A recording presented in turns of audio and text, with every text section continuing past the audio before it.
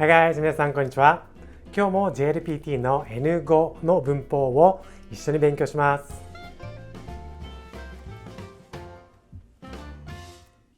今日勉強するのは何々なくてもいい。何々なくてもいい。In English, this is don't have to do something. Let's take a look at how to make a sentence. You need the ない form of a verb, take off い and replace that with くてもいい. Use the ない form of a verb, take off い and replace that with くてもいい. It means don't have to do something. Let's take a look at example sentences. 明日は仕事に行かなくてもいい。明日は仕事に行かなくてもいい。I don't have to go to work tomorrow. No tengo que ir a trabajar mañana. Eu não tenho que ir trabalhar amanhã. The verb here is 行く。行く。The ない form is 行かない。行かない。And change that to なくてもいい。行かなくてもいい。行かなくてもいい。I don't have to go. これは使わなくてもいいですよ。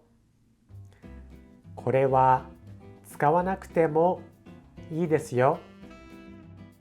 You don't have to use this. No tienes que usar esto. Você não precisa usar isso. The verb here is 使う。使う。The ない form is 使わない。使わない。And replace that with なくてもいい。使わなくてもいい。使わなくてもいい。野菜は食べなくてもいいよ。野菜は食べなくてもいいよ。You don't have to eat vegetables. No tienes que comer verduras. Você não precisa comer vegetais. The verb here is 食べる。食べる。The ない form is 食べない。食べない。食べなくてもいい。食べなくてもいい。You don't have to eat. 食べなくてもいい。So here, the end of the sentence is いいよ。いいよ。So when you say 食べなくてもいいよ, it sounds very gentle. So like you don't need to eat it. So a mother might say this to a kid, you don't have to eat this. 食べなくてもいいよ. Or like you can say this to your friend. When you end a sentence with よ, it makes the speech very gentle. 食べなくてもいいよ。そんなこと言わなくてもいいのに。そんなこと言わなくてもいいのに。You don't have to say that. No tienes que decir eso. Você não precisa dizer isso. The verb here is 言う。言う。The ない form is 言わない。言わない。You replace that with なくてもいい。言わなくてもいい。言わなくてもいい。You don't have to say that. So how can you use this? So when somebody says something bad to you, something mean to you, your response would be, Oh, you didn't have to say that. そんなこと言わなくてもいいのに。そんなこと言わなくてもいいのに。You didn't have to say that. So that's how you use it. まだ寝なくてもいいよ。まだ寝なくてもいいよ。You don't have to go to bed yet.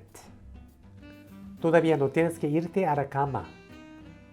Você ainda não precisa ir para a cama. The verb here is 寝る。寝る。The ない form is 寝ない。寝ない。寝なくてもいい。寝なくてもいい。You don't have to sleep. まだ means yet. まだ寝なくてもいいよ。Oh, don't worry, you don't have to go to bed yet. まだ寝なくてもいいよ。漢字は覚えなくてもいい。漢字は覚えなくてもいい。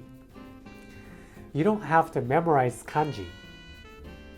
No tienes que memorizar kanji. Você não precisa memorizar kanji. The verb here is 覚える to memorize. 覚える The ない form is 覚えない。覚えない。覚えなくてもいい。覚えなくてもいい。You don't have to memorize. But this is not true. You have to memorize kanji. 漢字は覚えなくてもいい。Okay, so let's review how to make a sentence one more time. So to make this sentence structure, you need the ない form of a verb.